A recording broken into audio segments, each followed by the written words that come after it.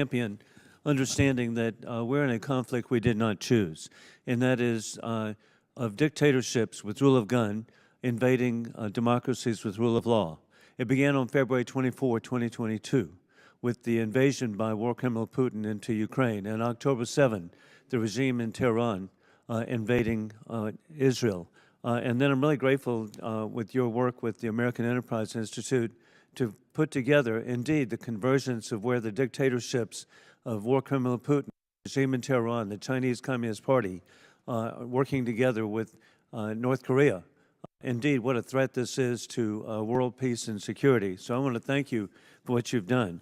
Also, General Keane, what an extraordinary opportunity we have, and that is that Iran's network of proxy groups are showing signs of weakness, as we see with the overthrow of the Assad regime just a month and a half ago. How exciting that was to see his regime go under, and also the success of Israel, Prime Minister Netanyahu, his success in going after Hamas and Hezbollah.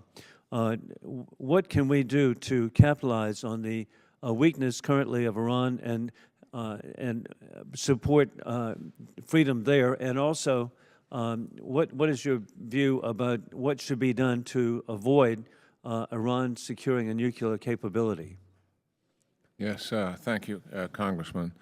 Yeah, what's taken place in the Middle East certainly was an overreach on the part of Hamas and Iran in that sense in terms of strategic failure. They obviously had some tactical success on October the 7th, but give credit to Prime Minister Netanyahu and his dogged determination to finally do something about this.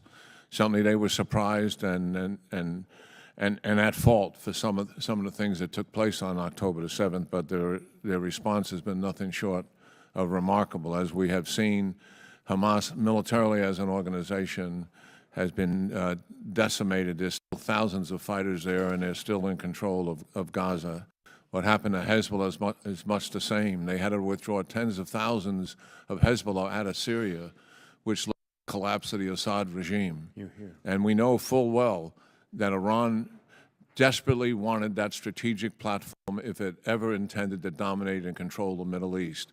That is why tens of thousands of Hezbollah and other militias became the ground force to sustain Assad as ground military, which was not very effective. That is why Qasem Soleimani got Russia to come in 2015 because of the inadequacy of Assad's air power and sustain that regime when the opposition forces were gaining ground once again.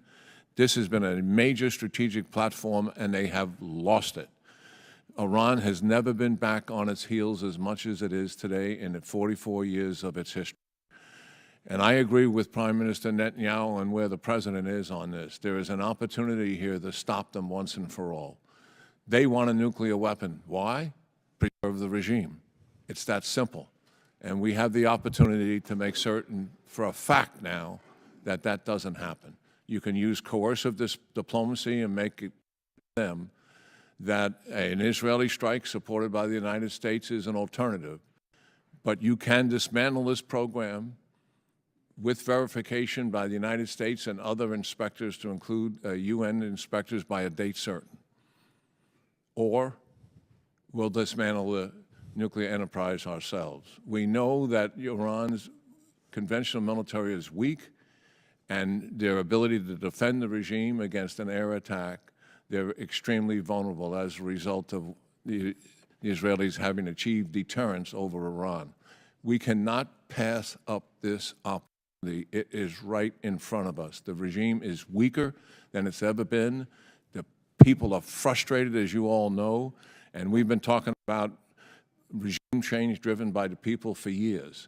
It is all of the intelligence services are telling us that it is much closer than it's ever been. So we should seize this opportunity and not pass it up.